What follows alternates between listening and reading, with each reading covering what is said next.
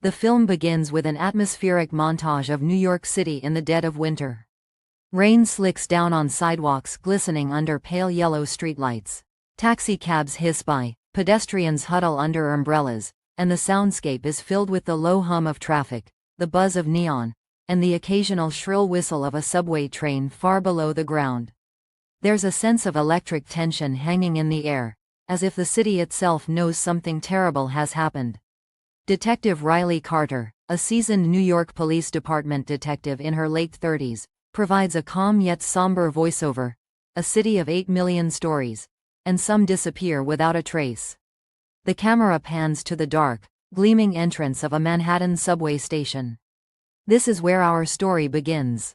We are then introduced to Linda Hayes, a 28-year-old marketing executive with a sharp mind and a reputation for being one of the most promising talents in her firm. She is seen in her apartment, a modern yet modest place in the Upper West Side. The walls are adorned with minimalist art, and the counters are cluttered with sticky notes, coffee mugs, and campaign material. Linda is on a video call, chatting animatedly with a friend. She's folding clothes into a small suitcase, a sign that she might be going somewhere, but she never confirms it. She appears focused, but there's an underlying tension in her voice, like she's holding something back.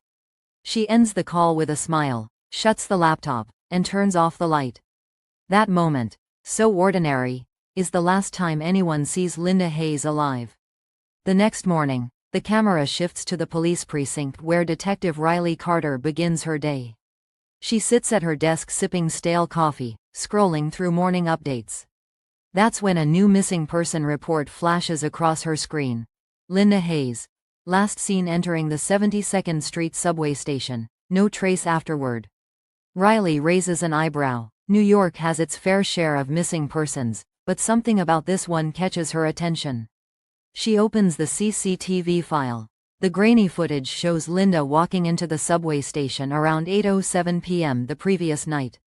She looks alert, determined, phone in hand. She swipes her MetroCard, walks down the steps, and that's it.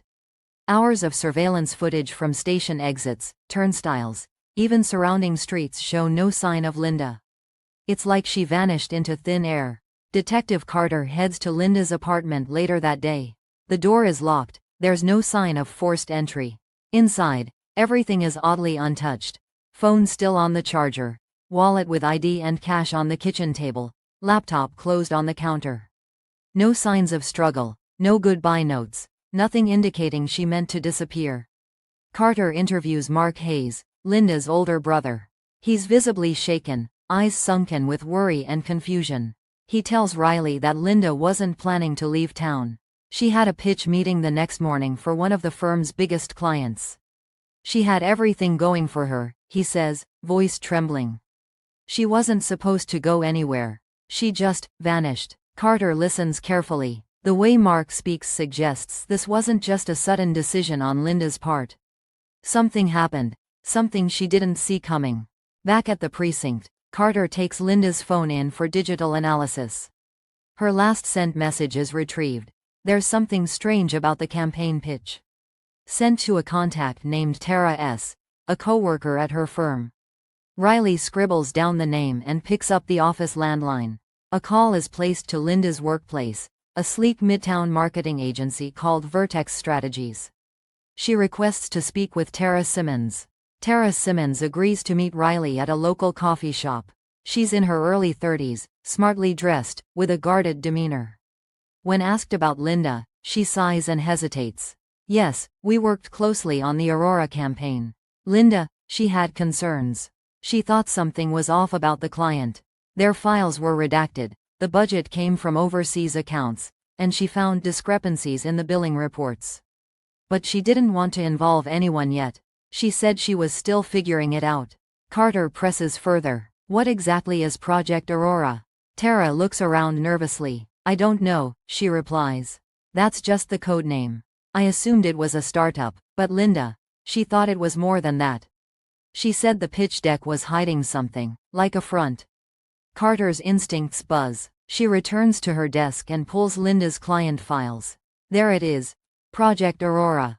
No contact names, Only a P.O. box in Boston and a cryptic slogan, illuminating the future. The film ends part 1 with Carter sitting in her dimly lit office, the file in front of her. On the cover page, "Project Aurora?" She whispers it aloud, confusion and concern mingling in her voice. The screen fades to black as ominous music rises, leaving the audience wondering, what did Linda Hayes uncover? And who would kill to keep it secret? End of part 1.